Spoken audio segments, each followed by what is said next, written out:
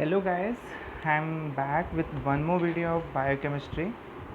सो आज हम काफ़ी इंटरेस्टिंग एंड काफ़ी नए फैक्ट्स के बारे में बात करेंगे of biochemistry related to oxidation of fatty acids.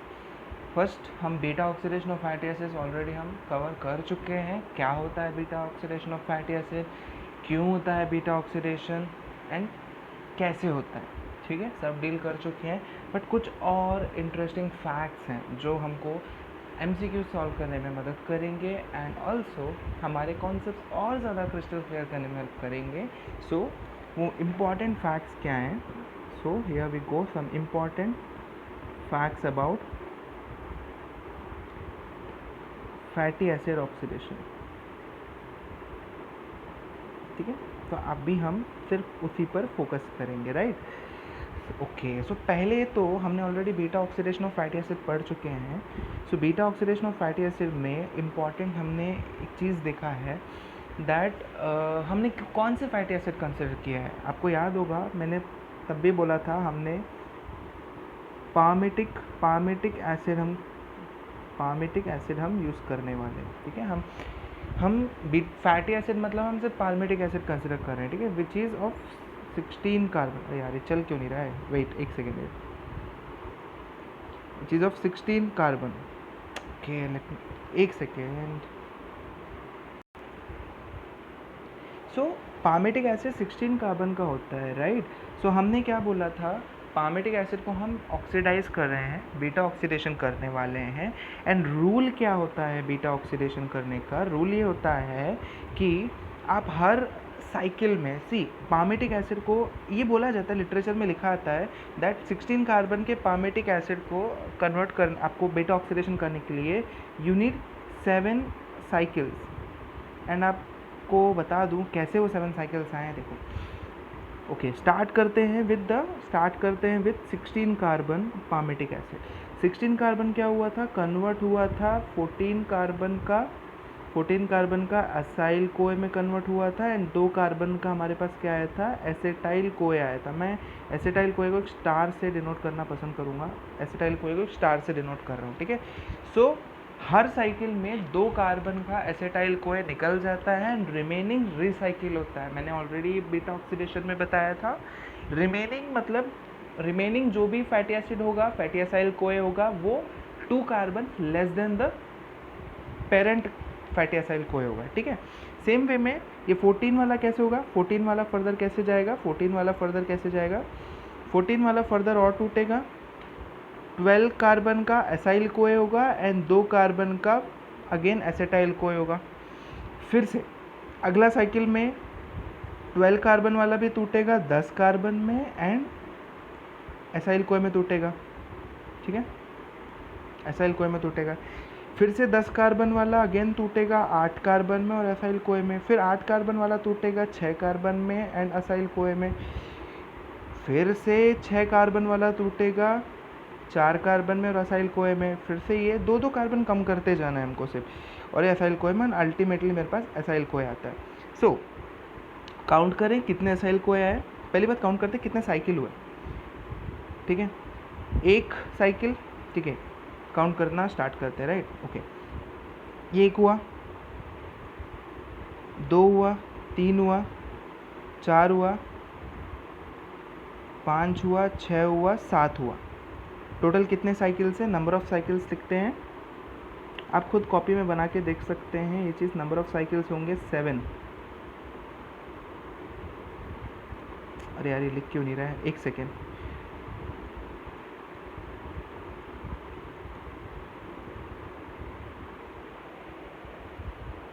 Seven cycles होंगे, 7 साइकिल्स होंगे, ठीक है, 7 साइकिल्स होंगे, राइट?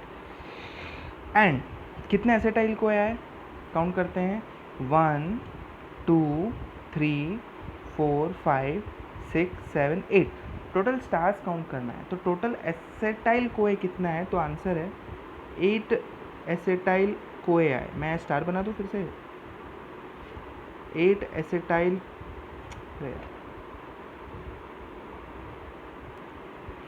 ओके, सो कुछ थोड़ा सा प्रॉब्लम हो रहा था टच स्क्रीन पे। सो 8 एसेटाइल कोए बनते हैं, ठीक है। एंड नीचे और जाओ तो आपके कितने, आपके टोटल 8 एसेटाइल कोए बनते हैं, 7 NADH बनते हैं और 7 FADH बनते हैं। सी मैंने बता दिया है कि कैसे वो साइकिल आप प्रोसीड कर रहे हो। 2 कार्बन आपको हटाते जाना है, रिमेनिंग कार्बन वाला 2 कार्बन वाले को आपको क्रेब्स साइकिल में पहुंचा देना है, या तो क्रेब्स साइकिल में पहुंचा देना है या तो फैटी एसिड सिंथेसिस में पहुंचा देना है, ठीक है। और रिमेनिंग जो कार्बन होंगे, कार्बन के एसाइल कोए होंगे, वो रिसाइकिल होंगे ताकि अगला और एसेटाइल कोए बने, ठीक है। सो अल्टीमेटली इतने साइकिल्स हुए, ठीक है। अब मुझे एक बात बताओ, 8 एसेटाइल कोए हैं तो एक एसेटाइल कोए क्रेब्स साइकिल से कितने ATP बनाता है? 10 ATP बनाता है। क्या मैं 8 के लिए ऐसे लिख सकता हूँ? तो टोटल कितने होंगे? 80 ATPs आ रहे हैं, सिर्फ 80 ATPs आ रहे हैं सिर्फ कहाँ से? एसेटाइल कोए से। सेम वे में NADH क्या बोलता है? NADH क्या बोलता है? अगर मैं NADH से देखूँ तो NADH से मुझे कितने ATPs मिलेंगे? एक NADH से कितने मिलते हैं? एक NADH से मुझे मिलते हैं 2.5 मिलता है। तो कितने NADH है? 7 NADH है, ठीक है। ओके, सेम FADH, एक FADH से हमको 1.5 ATP मिलता है और 7 से कितने मिलेंगे से। और अगर हम कैलकुलेट करते हैं ना तो टोटल 80 प्लस ये सब करेंगे ना तो हमको टोटल ATPs जो आते हैं वो है 108 ATPs जनरेट होते हैं, ठीक है। 108 होते हैं, पर आपको याद होगा एक्टिवेशन ऑफ फैटी एसिड में आपको 2 ATPs को आपको यूज़ करना पड़ता है। मैंने बताया था ना 2 पहलवान यूज़ करने पड़ते हैं, तो बिल्कुल वहाँ 2 पहलवान यूज़ करने पड़ते हैं, तो मुझे 2 ATP माइनस करके लिखना पड़ेगा। So answer will be 106 ATPs are produced. Finally इतने ATPs बनते हैं अगर एक मॉलिक्यूल का, अगर आप फैटी एसिड को एक मॉलिक्यूल फैटी एसिड को अगर आप बीटा ऑक्सीडेशन करते हो तो आपको इतना मिलता है, ठीक है। ओके, सो मैंने देख लिया कि साइकिल कैसे चलता है, ये आप देख सकते हो। ऐसे साइकिल चलता है एंड अल्टीमेटली 7 साइकिल्स होते हैं एक 16 कार्बन के पामेटिक एसिड को बीटा ऑक्सीडेशन करने के लिए, ठीक है। एंड ATP से बनते हैं। ये नया लिटरेचर कहता है 106 ATPs। पुराना लिटरेचर क्या कहता है? पुराने लिटरेचर ने इसको 2.5 लेने के बजाय इसको 3 लिया है, इसको 1.5 लेने के बजाय इसको कितना लिया है? 2 लिया है। एंड ऑल्सो यहाँ पर 10 लेने की बजाय पुराना लिटरेचर 12 लेता है, तो अल्टीमेटली इसके थोड़े से ज़्यादा आएंगे, इसके नियर अबाउट 126 और 129 ATPs बनते हैं, ठीक है। तो लेकिन नया लिटरेचर कहता है कि आपको सिर्फ 106 ATPs बनते हैं। नया एक्सपेरिमेंट्स ने शो किया है कि 106 ATPs बनते हैं। क्यों? क्योंकि एक्यूरेट अगर देखा जाए तो आपको एक NADH 2.5 ATPs देता है ना, कि 3 ATP देता है। सेम वे में एक FADH 1.5 ATP देता है ना कि 2 ATPs देता है। तो ये था हमारा energetics of the beta oxidation, ठीक है। और एनर्जेटिक्स का करने का फंडा क्या है? फंडा ये है कि हर एक साइकिल में 2 कार्बन आपको एसेटाइल कोए के फॉर्म में हटाते जाना है, ठीक है। इनके अलावा आपके पास और भी कुछ होते हैं। सी, हमने ना कार्निटिन के बारे में पढ़ा तो था, दैट व्हाट इज़ कार्निटिन, क्या कर रहा था, ये ट्रांसपोर्टेशन में काम आ रहा था। बट कार्निटिन को हम थोड़ा सा डिटेल में ले लेते हैं बिकॉज इसका थोड़ा क्लिनिकल सिग्निफिकेंस होता है, ठीक है। क्लिनिकल सिग्निफिकेंस ये है कि जिनमें कार्निटिन शटल काम नहीं करता ना, उनके बॉडी में लॉन्ग चेन फैटी एसिड्स का आप ऑक्सीडेशन नहीं कर सकते, क्योंकि कार्निटिन अगर काम नहीं आता ना तो वो माइटोकॉन्ड्रिया के अंदर आपका fatty acids, long chain fatty acids नहीं आ पाते हैं। नहीं आ पाएंगे तो उनका ऑक्सीडेशन नहीं होगा और वो एक्यूमुलेट करते रहेंगे, एंड जो कि गड़बड़ है, जो कि क्लिनिकली हम बायोकेमिस्ट्री में क्या देखते हैं जनरली कि हमारे बॉडी में कोई भी एक कंपाउंड एज इट इज़ वो कंपाउंड वहाँ नहीं रहता है। फॉर एग्जांपल यहाँ पिछले कंपाउंड में हमने बोला एसेटाइल कोए बन रहे थे, तो एसेटाइल कोए बन के वहाँ इकट्ठा नहीं होता है, वो दूसरे कंपाउंड में कन्वर्ट हो जाता है, या तो क्रेब्स साइकिल में एंटर कर जाएगा, या तो अगर एनर्जी रिच सिचुएशन है तो वो फैटी एसिड बनाना चालू कर देगा।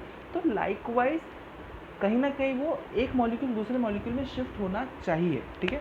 तो लॉन्ग चेन फैटी एसिड्स अगर नहीं कन्वर्ट होते हैं तो यहाँ पर एक क्लिनिकल कंडीशन बनता है, राइट। सो इसलिए कार्निटिन सिस्टम इंपॉर्टेंट है। तो what is carnitine? Chemically carnitine is nothing but it is beta hydroxy gamma trimethyl, beta hydroxy gamma trimethyl, थोड़ा नीचे लिख लेते हैं, गैमा ट्राइमिथाइल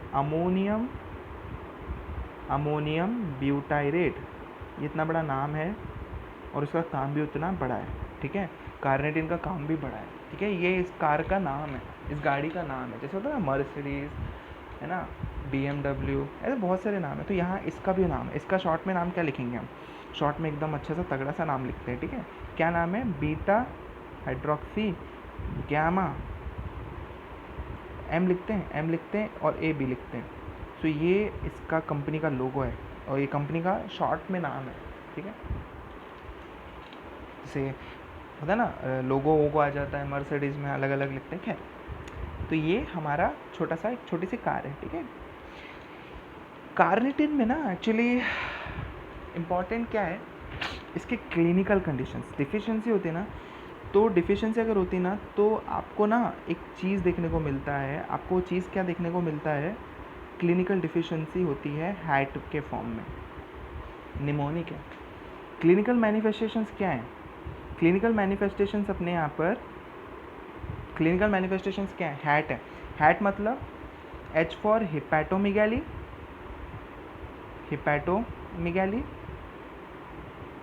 जगह कम है इसलिए ऐसा लिख रहा हूँ, अदरवाइज आप समझ जाओ। Second A for increased ammonium, ठीक है। T for increased transaminase, ठीक है। तो ये इंपॉर्टेंट चीज़ें हैं जो मुझे देखने को मिलेंगी, ठीक है, हैट। इसके अलावा कार्निटिन जब है ना, कार्निटिन सिस्टम अगर काम नहीं करता है ना, तो आप खुद लॉजिक लगा सकते हो कि आपका बीटा ऑक्सीडेशन नहीं हो रहा है। मतलब आपके फास्टिंग स्टेट में, या आप जब खाना नहीं खा रहे हो, जब आपका बहुत टाइम हो गया है खाना नहीं खाया है, जहाँ आपका ग्लाइकोजन भी यूज़ हो चुका है, तो क्या होता है? ग्लूकागॉन तो बढ़ रहा है, राइट, ब्लड में सर्कुलेशन बढ़ता है। वो चाहता है कि आपका बीटा ऑक्सीडेशन हो ताकि आपके बॉडी का एनर्जी रिक्वायरमेंट पूरा हो, राइट, ये चीज़ होता है। लेकिन अगर फास्टिंग स्टेट में अगर आपका एनर्जी रिक्वायरमेंट करने के लिए कार्निटिन सिस्टम काम ही नहीं कर रहा है, तो आपका एनर्जी रिक्वायरमेंट भी पूरा नहीं होगा। नहीं होता है तो एनर्जी पूरा करने के लिए वो ग्लूकोज को ही कुछ ज़्यादा ही यूज़ कर लेते हैं, तो ग्लूकोज एग्जॉशन हो जाता है। ऐसे में क्या होता है? हाइपोग्लाइसेमिक कंडीशन होता है। कौन सा कंडीशन होता है? हाइपोग्लाइसेमिया हो जाता है, हाइपोग्लाइसेमिया हो जाता है। तो इसलिए जिनमें कार्निटिन डिफिशिएंसी देखने को मिलता है ना, उनमें मुझे ये क्लिनिकल कंडीशन देखने को मिलता है। मैंने वो हैट में ये हाइपोग्लाइसेमिया इसलिए मैंने इंक्लूड नहीं किया है क्योंकि हाइपोग्लाइसेमिया होना इट इज़ नॉट नेसेसरी कि ये कार्निटिन डिफिशिएंसी ही शो करे, राइट। हाइपोग्लाइसेमिया बाकी रीजंस भी होते हैं, ठीक है। तो इसलिए कार्निटिन में एक और चीज़ है, वो है हाइपोग्लाइसेमिया। अदरवाइज सबसे इंपॉर्टेंट जो क्लिनिकल मैनिफेस्टेशंस है वो है हमारे हैट मतलब hepatomegaly, increased ammonia and increase transaminases, ठीक है, राइट। सो ये हम चीज़ें देखते हैं। अब ट्रीट कैसे करना है? ट्रीट सिंपल है। ट्रीटमेंट के लिए हमको कार्निटिन अगर हम प्रोवाइड कर दें, सप्लीमेंटेड कार्निटिन अगर हम दे देते हैं, तो अपने आप वो ठीक हो जाता है, कोई इशू नहीं होता है, ठीक है।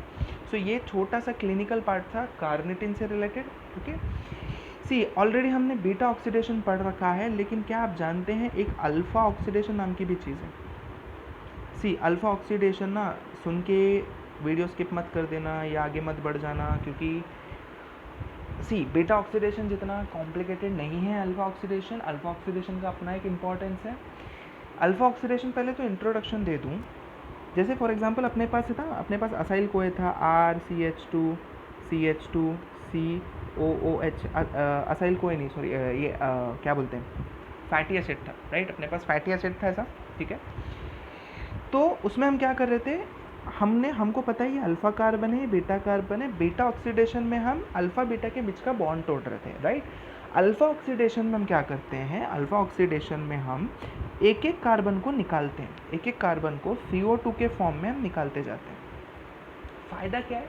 फ़ायदा ये है कि हम ना देखो उसमें क्या होता था बीटा ऑक्सीडेशन में कि हमको इवन चेन ही चाहिए, फैटी एसिड का इवन चेन ही चाहिए। जैसे 16 कार्बन का हुआ, अगर वो 17 होता तो एंड में एक कार्बन बच रहा था, लफड़ा हो रहा था ना, मतलब प्रॉब्लम हो सकता था। तो यहाँ पर ऑड चेन के लिए भी मेरे लिए काम आता है, ऑड चेन फैटी एसिड्स के लिए भी काम आता है। ठीक है। अच्छा, एक चीज़ मैं कार्निटिन में बताना भूल गया, कार्निटिन में ना लॉन्ग चेन फैटी एसिड्स का ही बस प्रॉब्लम होगा। शॉर्ट चेन फैटी एसिड्स अगर आप लेते हो, लाइक आप अगर आप short chain and medium chain fatty acids होते हैं ना, उनका बीटा ऑक्सीडेशन अभी भी होगा, ठीक है। तो ऐसे पेशेंट्स में, ऐसे लोगों में जिनमें कार्निटिन की डिफिशियंसी होती है ना, उनमें अभी भी बीटा ऑक्सीडेशन होगा, but long chain fatty acids का नहीं होगा, लेकिन शॉर्ट चेन और मीडियम चेन का होगा। क्यों? क्योंकि उनको ट्रांसपोर्टेशन के लिए कार्निटिन की ज़रूरत ही नहीं है, वो ऐसे ही अंदर चले जाते हैं, ठीक है। तो इसलिए उनका एक बार अंदर चले गए ना तो बीटा ऑक्सीडेशन हो जाता है, ठीक है। तो इसलिए यहाँ पर कोई इशू नहीं है। सो अल्फा ऑक्सीडेशन में हम क्या करते हैं, हम एक एक कार्बन निकालते हैं। तो इससे फ़ायदा क्या है कि हम ऑड चेन फैटी एसिड्स का हम ऑक्सीडेशन कर सकते हैं। और दूसरा क्या होता है कि ये तब यूज़ होता है अगर, अच्छा आप मान सकते हो, आप एक चीज़ सोच सकते हो कि यार ऑलरेडी बीटा ऑक्सीडेशन हो रहा है तो अल्फ़ा की क्या ज़रूरत है। तो पहला रिक्वायरमेंट मैंने बता दिया, मतलब पहला इंपॉर्टेंस मैंने बता दिया कि अगर ऑड चेन फैटी एसिड होगा तब हम क्या करेंगे, तब तो हम बीटा ऑक्सीडेशन नहीं कर सकते ना, इसलिए अल्फ़ा ऑक्सीडेशन आता है। दूसरा सीन क्या है, क्या अभी तक आपने ऐसा कोई कंपाउंड अभी तक देखा था?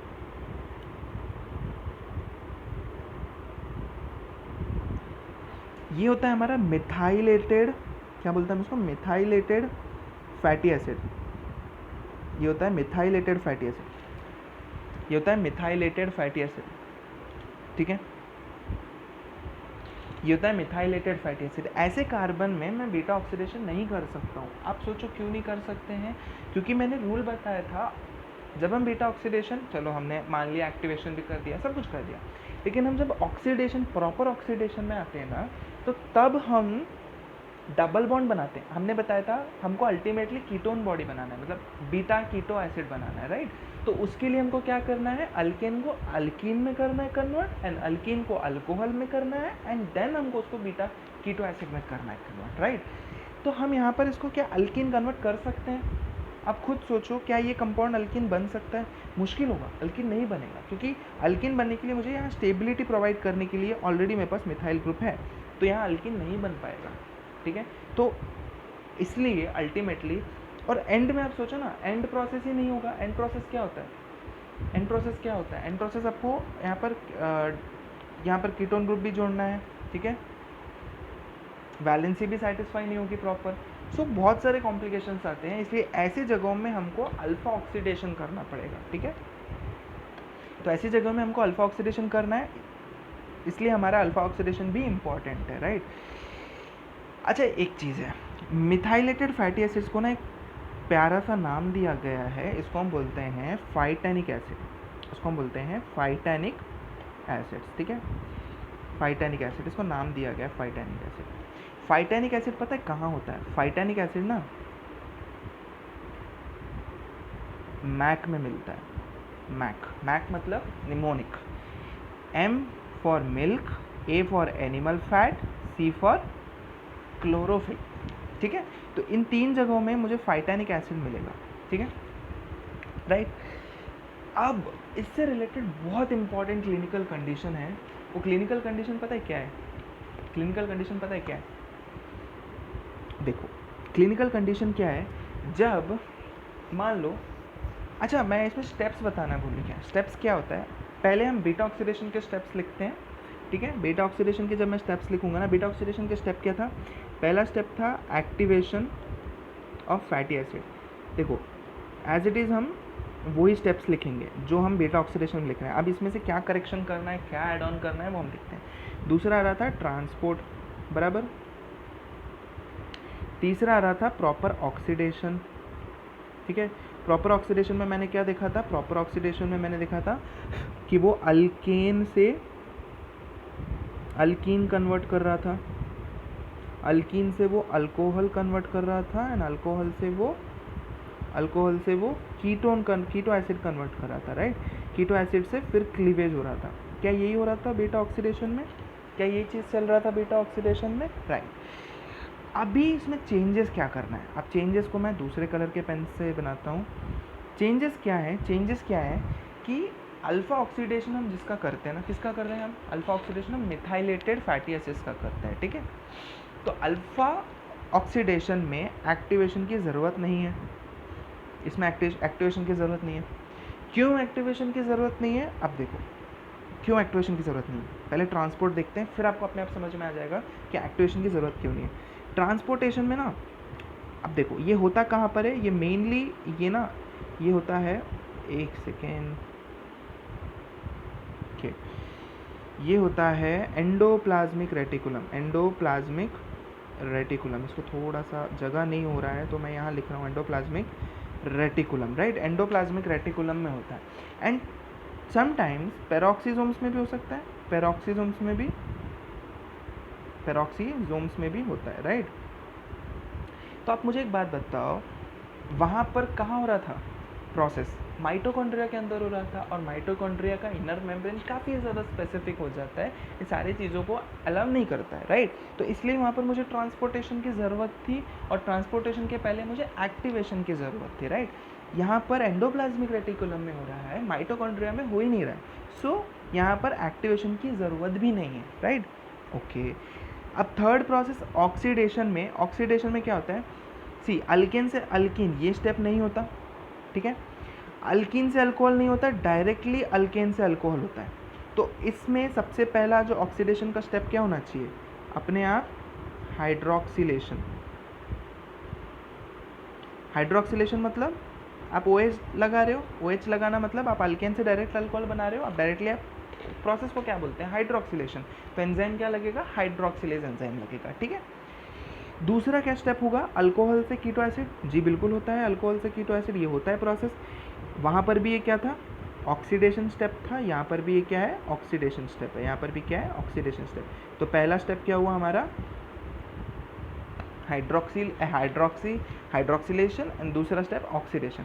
तीसरा कीटो एसिड में क्लीवेज हो रहा था, क्यों, क्योंकि हमने देखा था दैट देखो RC double bond O CH2 CO SCOA हो रहा था, ऐसा था।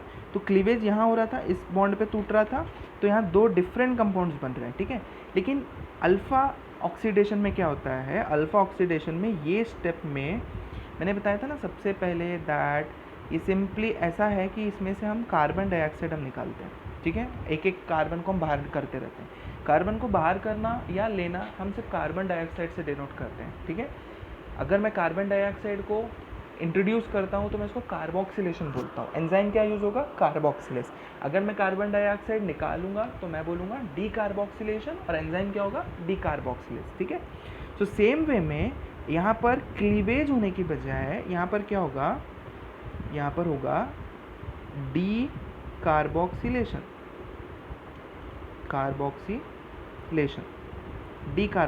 जिसमें CO2 निकल जाएगा, ठीक है। ऐसे करते करते वो चेन का ऑक्सीडेशन होता है, राइट। और यहाँ पर और मज़े की बात बताऊँ, मतलब प्रॉब्लम क्या होता है, यहाँ पर ज़्यादा एनर्जी नहीं निकलती है, ठीक है, यहाँ एनर्जी नहीं निकलती। फिर भी हम क्यों करते हैं, हम इसलिए करते हैं क्योंकि हम नहीं चाहते फाइटैनिक एसिड हमारे बॉडी में एक्यूमुलेट हो।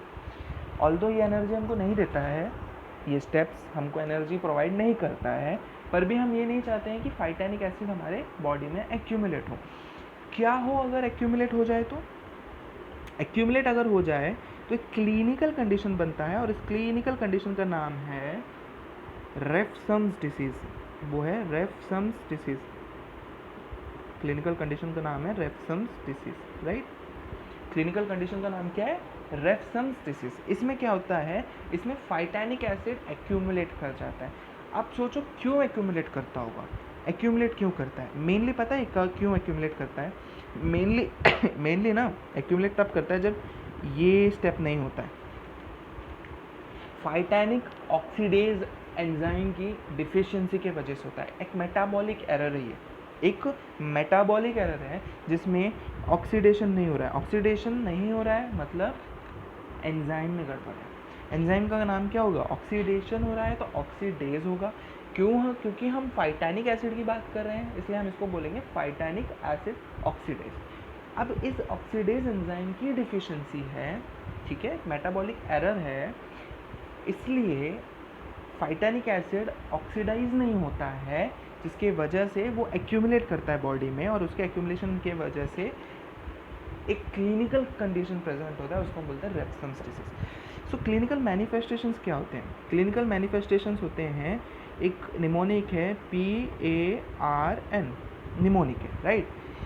क्या क्या कंडीशंस होते हैं, polyneuropathy, P stands for polyneuropathy.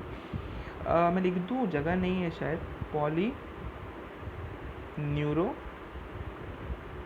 ठीक है।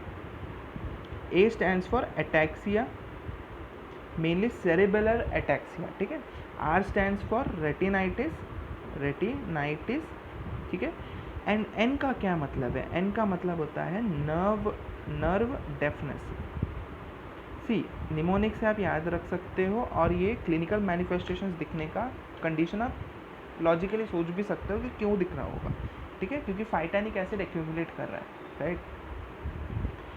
और अगेन रिवाइज करते हैं, फाइटानिक एसिड कहाँ मिलता है? मैक में मिलता है। मैक मतलब मिल्क में, एनिमल फैट में और क्लोरोफिल में, राइट। एंड फाइटानिक एसिड अगर एक्यूमुलेट करता है तो क्या क्लिनिकल मैनिफेस्टेशन है? PARN, polyneuropathy, ataxia, retinitis, nerve deafness, 4 चीज़ें होती हैं, राइट। सो ये मेरा था अल्फा ऑक्सीडेशन का part. And alpha oxidation important इसलिए होता है क्योंकि सारे फैटी एसिड्स हमारे बॉडी में जो भी जाते हैं, नॉट नेसेसरी कि वो इवन कार्बन के हो, राइट। कुछ कार्बन ऑड के भी होते हैं, कुछ मिथाइलेटेड भी होते हैं, जिनका हम बीटा ऑक्सीडेशन नहीं कर सकते। इसलिए अल्फा ऑक्सीडेशन को पढ़ना भी इम्पॉर्टेंट है। एंड अल्फा ऑक्सीडेशन का उसका अपना एक इम्पॉर्टेंस है, right. So here I am closing this part, and thank you so much guys for watching this video.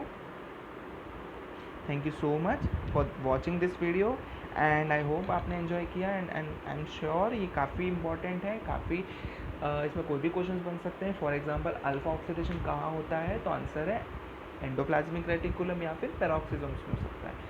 दोनों ऑप्शंस हैं, तो ज़्यादा प्रेफर हम एंडोप्लाज्मिक रेटिकुलम को कर सकते हैं, ठीक है। और फाइटानिक एसिड क्या होता है, एक नया टर्म पता चला हमको, ठीक है। It is nothing but it is methylated fatty acid, ठीक है। एंड अल्फा ऑक्सीडेशन का कॉन्सेप्ट पता चल गया। बस एटलीस्ट आप इस चीज़ को सुन लो, और छोटा सा जितना मैंने लिखा है उतना लिख लो। आपको बुक एटलीस्ट पढ़ने की भी ज़रूरत नहीं है, जितना मैंने बोला है ये बहुत इनफ है, क्योंकि मैंने सारी चीज़ देख के ही आपको इन्फॉर्मेशन दिया है, ठीक है। And thank you so much guys for watching this video, and hope you like this video, and please subscribe, please like, and please share this video to everyone, so that everyone will be aware of कि कैसे आप biochemistry पढ़ सकते हो। आप सिर्फ रट नहीं सकते हो, आप अननोइंगली आप रटोगे, आप अल्टीमेटली आप एट द एंड आप भूलने वाले हो, ठीक है। कॉन्सेप्ट्स के साथ रटो, रटना तो है ही है, निमोनिक के साथ रटो, कॉन्सेप्ट्स के साथ रटो, पहले क्यों हो रहा है, कैसे हो रहा है, सब कॉन्सेप्ट समझो, फिर उसके बाद आप रटो, बायोकेमिस्ट्री इजी होगा। सो नेक्स्ट टॉपिक हम डिस्कस करेंगे फैटी एसिड सिंथेसिस का। क्यों फैटी एसिड सिंथेसिस इंपॉर्टेंट है, कैसे होता है फैटी एसिड सिंथेसिस, हम उसके बारे में डिस्कस करेंगे। लेकिन एक छोटा सा मैं एक छोटे से एक पॉइंट बताना चाहता हूँ। फैटी एसिड सिंथेसिस में many of us students generally use to ignore that topic, fatty acid synthesis, कि हम कौन पढ़ेगा, कौन वो सारे रिएक्शंस याद रखेगा। And let me tell you, reactions कुछ याद नहीं रखना है, मतलब ऐसा है कि बहुत ईजी है, ईजीली हम समझ जाएंगे, हमको कोई प्रॉब्लम नहीं होगा उसको समझने के लिए। But thing is, fatty acid का सिंथेसिस ज़रूरी है। क्यों ज़रूरी है? क्योंकि ये स्टोरेज फॉर्म ऑफ एनर्जी, आप इसको स्टोर करोगे तभी आप, जब आप खाली पेट बैठोगे ना काफ़ी देर, तब आपके शरीर में आप फील करो उस टाइम पे, जब आप बहुत देर एम्प्टी स्टमक में होंगे, तब आप सोचो कि यार मेरे को बॉडी में एनर्जी कहाँ से आ रही होगी। अब भले आप यू फील हंग्री, ठीक है। Hungry man is always angry man. आप गुस्सा भी करोगे, यार मेरे को खाना चाहिए, भूख लगी, तो आपका लेकिन आपका बॉडी प्रोसेसिंग तो चल रहा है। क्या आप भूखे पेट हो तो इसका मतलब ये नहीं कि आपका हार्ट रुक गया है, काम करना बंद कर दिया, ये तो नहीं कि आपका किडनी काम करना बंद कर दिया, ये तो नहीं कि आपका ब्रेन काम करना बंद कर दिया, ठीक है। ऑल्दो ब्रेन के लिए कीटोन बॉडी सबसे बढ़िया है ऐसे कंडीशन पे। एनीवेज, वो हम बाद में डिस्कस करेंगे, कीटोन बॉडीज़ का भी हम देखेंगे, राइट। वो भी अल्टरनेटिव सोर्स ऑफ एनर्जी है। खैर, बाकी मैं ये बोलना चाहता हूँ दैट हम अगर फास्टिंग स्टेट में, तो हमारा सिस्टम रुका नहीं है, हमारा सिस्टम अभी भी काम करता है। तो वो सिस्टम काम इसलिए करता है क्योंकि फैटी एसिड्स जो ऑलरेडी स्टोर्ड हैं वो यूज़ कर रहे हैं हम बीटा ऑक्सीडेशन के थ्रू, राइट। एंड वो स्टोर इसलिए क्योंकि हम उसको सिंथेसाइज कर रहे हैं, हमने पहले से बना के रखा है। हम बनाते कब है उसको, हम बनाते तब है जब हमारे पास सफिशिएंट फॉर्म ऑफ एनर्जी। अच्छा, मैं एक चीज़ छोटा सा बोल देता हूँ। जनरली हम जानते हैं हमारे पास ग्लूकोज है, ग्लूकोज है, ग्लाइकोलाइसिस होगा, वो किस में कन्वर्ट होगा, ग्लाइकोलाइसिस होगा वो एसेटाइल कोए में, नॉट एसेटाइल कोए, एक्चुअली पायरुवेट में बनता है, बट अल्टीमेटली एसेटाइल कोए में भी वो बन जाता है, ठीक है। पायरुवेट से एसेटाइल कोए with the help of pyruvate dehydrogenase, ठीक है, which is a multi enzyme complex, जो 3 एंजाइम्स होते हैं। खैर वो हम बाद में, जब हम ग्लाइकोलाइसिस एंड बाद में चीज़ें देखेंगे, लिंक रिएक्शंस, तब हम उसको कवर कर लेंगे, राइट। सो ग्लूकोज एसेटाइल कोए, एंड एसेटाइल कोए से आप जानते हो ना एक चीज़ क्या होता है, एसेटाइल कोए से आपका क्रेब्स साइकिल चलता है, राइट। क्रेब्स साइकिल चलता है, क्रेब्स साइकिल में क्या हुआ, एसेटाइल कोए आपका सिट्रेट बना, फिर आइसोसिट्रेट बना, अल्फा कीटोग्लूटारेट बना, है ना, अल्फा कीटोग्लूटारेट बना, succinyl CoA, succinate, fumarate, you know, malate, फिर ऑक्सोलोएसिटेट, ऐसे करके आपका ये पूरा साइकिल चलता है। क्या है ये, citric acid cycle, right, Krebs cycle है। एंड वहाँ से आप अल्टीमेटली कहाँ आते हो, इलेक्ट्रॉन ट्रांसपोर्ट सिस्टम पे आते हो। इलेक्ट्रॉन ट्रांसपोर्ट सिस्टम पे आप अल्टीमेटली आप एटीपी बनाते हो। तो आपका मेन पर्पस क्या है, एनर्जी प्रोडक्शन, ताकि आपका सिस्टम वर्क करे, राइट। अगर मान लो अगर बहुत एक्सेस में आपके पास ग्लूकोज है, मतलब आपने अभी अभी खाना खाया है, बहुत ही अच्छे से खाना खाया है, तो आपके पास ऑलरेडी अभी ग्लूकोज बहुत एक्सेस में है, राइट। ग्लूकोज एक्सेस में है, डेफिनेटली एसेटाइल कोए एक्सेस में है, एसेटाइल कोए एक्सेस में है, तो क्रेब्स साइकिल बहुत तेज़ी से बहुत ज़्यादा चला, एंड बहुत ज़्यादा चला, बहुत ज़्यादा इलेक्ट्रॉन ट्रांसपोर्ट सिस्टम में बहुत ज़्यादा एटीपी बना। अब इतना बनने के बाद आपके पास आपकी बॉडी में काफ़ी सफिशिएंट एनर्जी है, लेकिन आपके पास फिर भी आपके पास ग्लूकोज बचा है, एंड फिर भी आपके पास एसेटाइल कोए बच रहा है। तो ये एसेटाइल कोए को क्या किया जाता है, ये एसेटाइल कोए को ना, देखो ये एसेटाइल कोए को क्या किया जाता है, लेके जाया जाता है माइटोकॉन्ड्रिया के बाहर with the help of a shuttle, जिसको हम बोलते हैं मैलेट ऑक्जेलो एसेटेट शटल, जो हम डिस्कस करेंगे जब हम फैटी एसिड सिंथेसिस पढ़ेंगे। तो ये बाहर लेके जाएगा, बाहर लेके जाने के बाद ये एसेटाइल कोए ही अल्टीमेटली हमको क्या बना के देगा, यही हमको फैटी एसिड्स बना के देगा। एंड फैटी एसिड से हम जानते हैं कैसे फैट्स बनते हैं, और ये फैट्स हमारे एडिपोसाइट में, एडिपोस टिश्यू में स्टोर होता है। और जब भी हमको भूखे रहते हैं, काफ़ी टाइम हमने ग्लूकोज हमारे बॉडी में नहीं है, सर्कुलेशन में ग्लूकोज कम है, तो तब हमारा ये स्टोर्ड फॉर्म यूज़ होता है। तो इसीलिए स्टोरेज पहले ज़रूरी है, ताकि आपको ज़रूरत पड़े तो ये वापस से यूज़ हो सके। पहले से अगर आप इसको स्टोर नहीं करोगे तो एमरजेंसी में आपके पास कुछ भी नहीं बचेगा, right. So here I am wrapping up this part, and I am closing up this part finally, and thank you so much guys again watching for this video. Thank you. I hope you understood the part what I was about, what I I was trying to explain you, and tips and tricks जो मैं बोल रहा हूँ वो आप please समझो, कोशिश करो कि कैसे आपको अप्रोच करना है हर एक रिएक्शन को, कैसे आपको अप्रोच करना है हर एक प्रोसेस को। सिर्फ रटना नहीं है, निमोनिक बनाना है, कॉन्सेप्ट बनाने हैं, एंड देन रटो, फिर आपको लॉन्ग टर्म के लिए याद रहेगा। अदरवाइज आप थोड़ी देर के लिए याद रहेगा, एंड देन अल्टीमेटली आप भूल जाओगे, आपको पता भी नहीं था बीटा ऑक्सीडेशन क्या होता है, राइट। ओके, तो आई होप आपको ये जो भी मैं बता रहा हूँ आपको लंबे टाइम तक याद रहे। Thank you so much.